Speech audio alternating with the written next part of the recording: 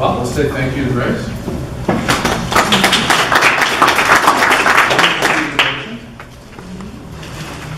Now, we start another presentation, diversity and inclusion.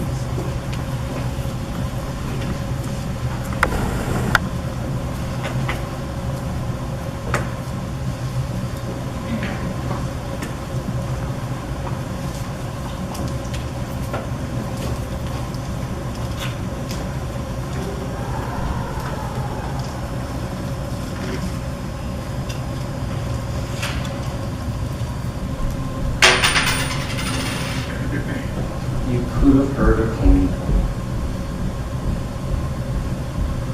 You could have heard a coin drop.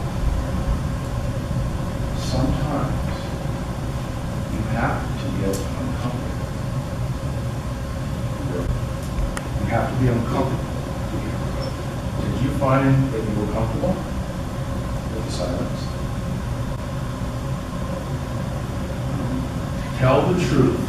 Were you uncomfortable with the silence? Yes? Yes. Were you uncomfortable with the silence? No. You were uncomfortable with the silence. Why? It's unusual. We were waiting. Nothing happening. Nothing yet everything. Nothing yet everything. We don't spend enough time when we're talking about diversity and inclusion to get still and get quiet and go within. So I believe that the best way to enroll in inclusion is to start within. It's about engagement. Were you disengaged during those first couple of minutes or engaged? The silence. We were all just, I noticed everyone was just looking at you. It's like in that silence, nobody was like looking around going, what the heck? We were all like, what? Where are you going with this?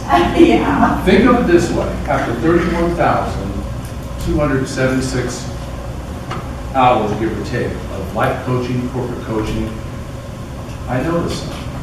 And after 21,000 of professional speaking, I noticed something about people.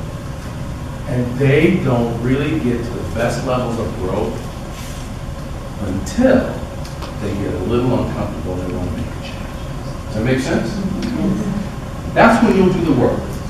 Let's go back to the early days when I actually had a full head of hair. Like afro all over. I don't miss it. I just figured I'd increase my character personality by every inch it rolled back. So it's fun to be around. But at the end of the day, back in the day, it started like this. There was a day called Martin Luther King Day. You know what happened on Martin Luther King Day? You cannot imagine. On Martin Luther King Day, what happened was, it was at the Hilton Companies, the Flamingo Hilton. I was a blackjack dealer. And Martin Luther King Day was a day that our bosses named and coined for us. We got our own holiday. Sounds good? Or you know I'm going somewhere. By the way, I started, you know I'm going somewhere, right? Because I didn't get anybody going, yeah, that sounds good. You're like, where you going? Right? MLK Day was the day that all people of color on the casino floor had off. It happened to be a Monday. They either had Sunday, Monday, or Monday, Tuesday. So Monday, our boss named Martin Luther King Day. They're relieved from us. How's that leave you? Not good.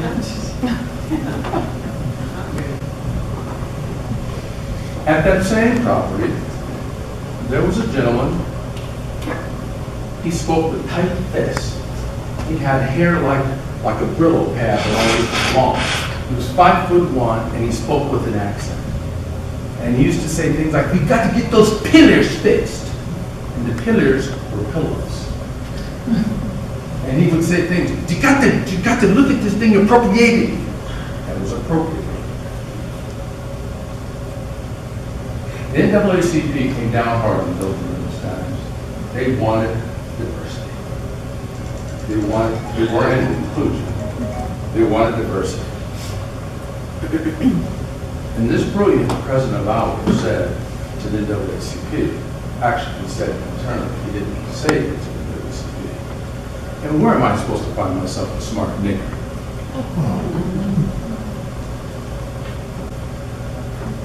So I stand down on a blackjack table, and my boss comes to tell me this in my ear, knowing that I'm standing there with multiple college degrees.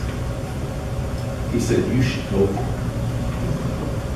He was my boss at the Sands, Senior Vice President of Operations. We had an event, had 1,500 people at that event. He says, I want you to go and introduce me. I was the most junior person on the floor. I get up to the front to introduce the Senior Vice President. I say my name. I'm Jesse Farrell. And then I went into a language. I believe it was Klingonese.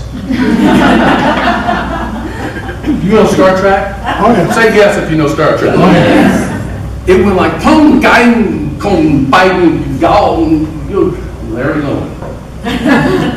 So I got his name right and I got my name right. Everything else in the middle was Greek. And he says to me, whispers in my ear, looks like you need a little work in your public speaking, huh?